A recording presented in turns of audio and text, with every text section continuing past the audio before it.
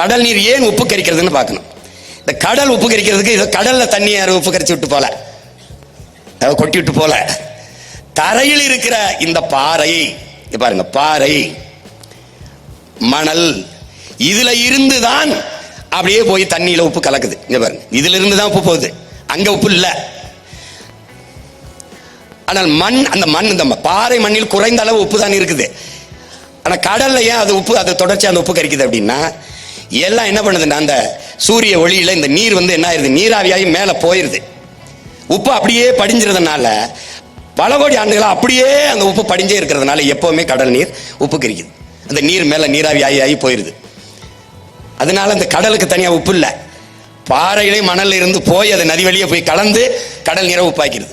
அப்ப கடல் நீர் உப்பு கரிக்குது, கரையில் இருக்கிற நீர் அதை தொன்ன உப்பு கரிக்கல. காரணம் அங்க இருக்கிற மணல் மேடு. இந்த பாரு மணல் மேடு, மணல் குன்றுகள்னு பேர் இதுக்கு. அது ஒரு சின்ன மணல் மலை, அதுதான் அந்த அந்த உப்பை இந்த பாரு அதை என்ன செய்யுது, அப்படியே உறிஞ்சிக்கிட்டு உப்பை உறிஞ்சிக்கிட்டு நல்ல தண்ணீரை கீழே கொண்டு போகுது.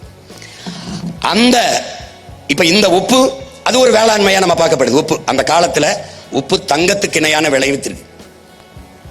அதுல இந்த பாருங்க, உப்பளத்துக்கு அந்த உப்பு நிலத்துக்காக போர் நடந்திருக்கு. அது யாருக்கு சொந்தம்ட்டு, தங்கத்துக்கு இணையா இருந்திருக்கு. உப்பு பாறைகளுக்கு உரிமை கோரி போர் நடந்திருக்கு. பாரு பாரு எப்படின்னு சண்டை போட்டிருக்கான்.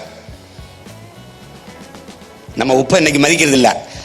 ராணுவ வீரர்களுக்கு சம்பளமா சம்பா, சம்பா அலம் நெல்லையை உப்பையும் கொடுத்திருக்கான். அலம் என்றால் உப்பு, சம்பா என்றால் நெல். ரெண்டும் சம மதிப்பில் இருந்திருக்கு. உப்பின் மதிப்பு தங்கத்துக்கு இணையா இருந்திருக்கு. அப்ப இனிமே உப்பு வியாபாரியா தங்க வியாபாரி மாதிரி நீ பார்க்கணும். அதுக்கு உப்பில்லாத பண்டம் குப்பையில் இருக்கான் நம்ம முன்னோர்கள்.